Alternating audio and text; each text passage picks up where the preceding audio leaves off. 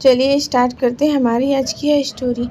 मधु हैरान परेशान अपनी कानों पर उसे यकीन ही नहीं हो रहा था कि उसकी अपनी जननी माँ भाभी के साथ मिलकर उसके बारे में ऐसी बातें करेंगी। ऐसी कौन सी बातें मधु ने सुन ली हैरान परेशान वाली। इस कहानी की शुरुआत होती मायके की लाडली मधु से ही। 3 भाई बहनों में सबसे छोटी मधु, इसलिए सबकी लाडली, दिन भर चहकती रहती थी चिड़ियों की तरह और दोनों बड़े भाइयों से अपनी बातें मनवाती रहती थी, अपने माँ पापा रघुवर और जानकी जी की, जैसे वह जान ही थी। समय बीतता गया, पढ़ाई लिखाई करके दोनों भाई अपनी अपनी नौकरी में लग गए। एक एक कर दोनों भाइयों की भी शादी हो गई। घर में भाभी आ गई। दोनों भाभी व्यवहार से तो ठीक ही थी। परिवार में सब कुछ ठीक ठाक खुशी खुशी चल रहा था। मैं अभी बीए सेकेंड ईयर में पढ़ ही रही थी। देखने में भी अच्छी भली थी। जो भी रिश्तेदार आते सब यही कहते कि अब मधु के लिए रिश्ता देखिए। पापा कहते अभी नहीं, बीए कंप्लीट कर लेगी तब। क्या रघुवर जी, आप भी ज़्यादा पढ़ लिख कर भी क्या करेगी, घर ही तो संभालना है ससुराल जाकर। ऐसा कैसे आप बोल दिए श्याम बाबू, आजकल ज़माना बिना पढ़े लिखे गुजारे का नहीं है। लड़की पढ़ी लिखी रहेगी, कभी ऊंच नीच कुछ हो जाए उसकी विपत्ति का श्रृंगार बनेगी। या पढ़ाई, वैसे आपकी जो मर्जी रघुवर बाबू, मुझे कहना था सो मैंने कह दिया। पुनः अरे रघुवर जी, लड़का देखने में भी तो समय लगेगा। देखते देखते ये दिन कैसे बीत जाएगा पता ही नहीं चलेगा आपको। पापा थोड़ा रुक कर, हाँ यह भी सही कह रहे हैं आप, मुझे सोचना चाहिए मधु की शादी के बारे में। इधर मधु शादी की बात सुनकर थोड़ा सहम सी जाती है। अभी भी लोग ससुराल के माहौल को बहुत ही डरावनुमा ही बनाते हैं, सहज नहीं। सभी हर बात में कहते हैं ससुराल जाएगी तो सीख जाएगी, इसलिए मधु को ससुराल के नाम से डर लगने लगा था। 2 साल बाद बेहतर रिजल्ट के साथ बीए पूरा हो गया मधु का। कई जगह जाने के बाद मधु के लिए एक अच्छे वर की तलाश रघुवर जी की संपन्न हुई। आज हमारी मधु की शादी मयंक बाबू के साथ, पेशे से बैंक मैनेजर हैं। उनके पिता सुंदर सुमन जी शिक्षक हैं। 2 छोटी बहनें हैं मयंक जी की। कुल मिलाकर सुखी संपन्न परिवार मिल रहा है हमारी मधु को। खुशी खुशी सारी रस्में शादी की पूरी होने के बाद मधु आज अपने ससुराल पहुंचती है। बहुत ज़ोरों शोरों से उसका स्वागत किया जाता है, क्योंकि घर की वह इकलौती बहू है। मधु की सासू माँ ही सुंदर से बहू का स्वागत करती है। सारी रस्में ससुराल की होने के बाद बहू को अपने कमरे में ले जाते हुए मयंक की माँ रेवती जी कहती हैं, मधु कोई भी दिक्कत हो तो बेहिचक मुझे कहना, मैं तुम्हारी माँ समान नहीं माँ हूँ। ठीक है माँ जी नहीं, सिर्फ तुम्हारी माँ। दोनों बहनें एक साथ बोलती हैं। और फिर मेरी माँ, अरे तुम सबकी माँ दोनों बेटी थी, अब तीनों हो गई मुझे हंसते हुए। चलो अब मधु को आराम भी करने दो। मैं तो करने दूंगी आराम, भैया करने देंगे तब तो, खिंचाई करते हुए। मधु को हैरत हो रही थी कि यह सिर्फ मेरी सासू माँ का दिखावा था या फिर सच में मयंक जी की माँ ऐसी हैं।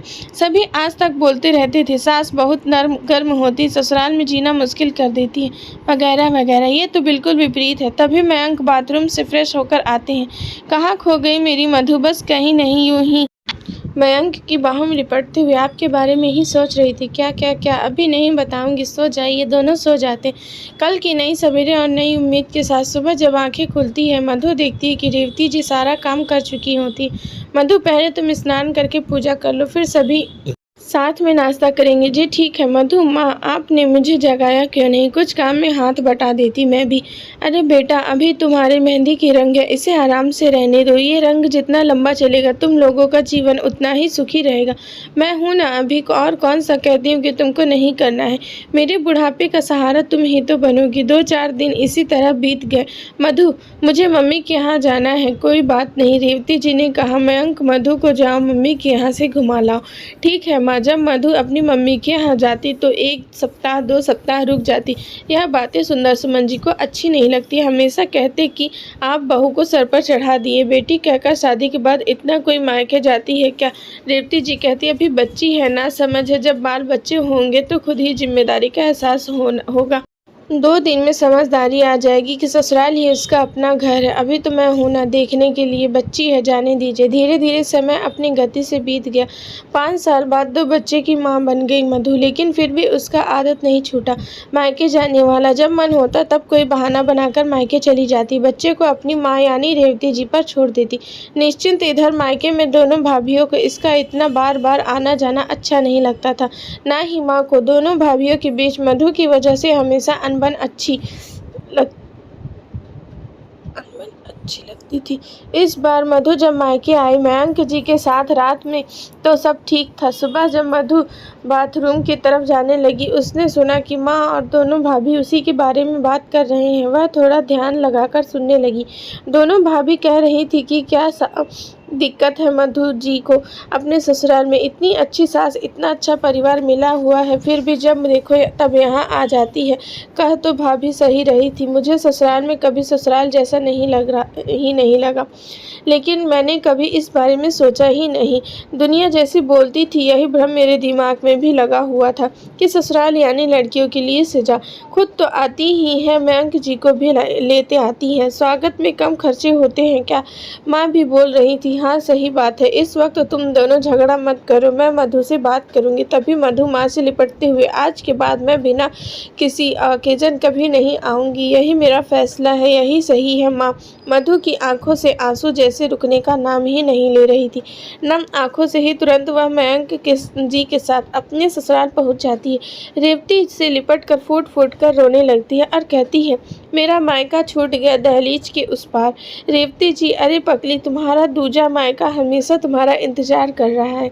अपने घर को रोशन करो, यही तुम्हारा असली मायका है। माँ ने कहा। हाँ माँ, मैं हमेशा के लिए अपने मायके लौट आई हूँ हंसते हुए। तो दोस्तों, आपको यह स्टोरी अच्छी लगी हो तो हमें कमेंट करके ज़रूर बताइएगा, और हमें अपना सपोर्ट और अपना प्यार देने के लिए थैंक यू।